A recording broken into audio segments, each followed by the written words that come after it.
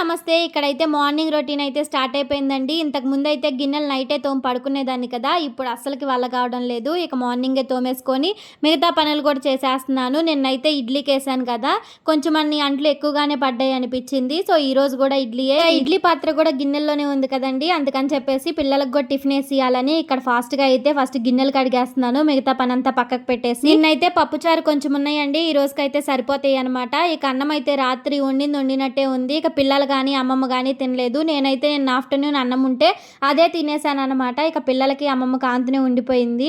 ఇక ఈ రోజు అయితే అది పులిహోరగానో ఎలకొట కలిపేసేయాలి, లేకపోతే ఎండలకి మెత్తబడిపోతుంది కదా. గిన్నెలు కడిగిన వెంటనే ఇక కౌంటర్ టాప్ కూడా క్లీన్ చేసుకొచ్చుకున్నానండి. నాకేంటంటే కౌంటర్ టాప్ మీద అన్నం మెతుకులు కానీ ఏమన్నా ఉన్నాయి అంటే అసలు పనేమీ చేయబుద్ధి కాదు, వంట కూడా చేయబుద్ధి కాదనమాట.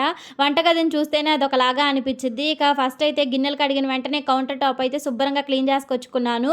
ఇక తర్వాత అయితే ఇడ్లీ అయితే వేసేస్తున్నాను అనమాట. నాకు పిల్లలకి అమ్మమ్మకి అందరం బ్రష్లు చేసేసాం కాబట్టి ఫస్ట్ అయితే టిఫిన్ చేసేయాలి, ఎందుకంటే ఎండలకి ఎక్కువసేపు ఉన్నామంటే ఇక నీరసం వచ్చేసిద్ది అనమాట. ఇక ఇడ్లీ ఉడికిపోయినాయి అండి, పిల్లలకైతే ఇక సాంబార్తో వేసిమన్నారు, వేసి ఇచ్చేస్తున్నాను. ఇక్కడైతే మా పిల్లలకి నాకు చిన్న కాన్వర్జేషన్ అవుతుంది, వినేసేయండి.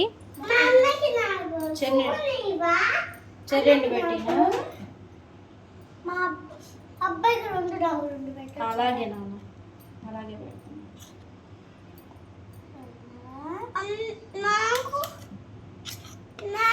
చిన్నదా నాకు బౌల్ చాలమా,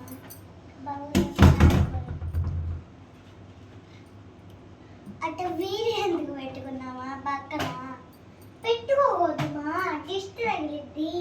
ఎవరు చెప్తారు? పెట్టుకోకూడదుమా, దిష్టి తగిలిద్ది. ఎవరు చెప్తారు అంటున్నా.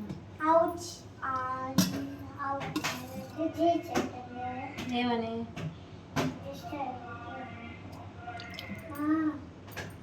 పెట్టుకోమా వీడియోలు అవి అంతే మమ్మీ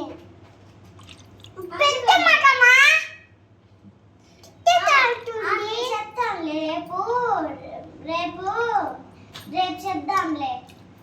మమ్మీ బాగాలేదు అనుకుంటానే అయితే పెట్టుకుంటే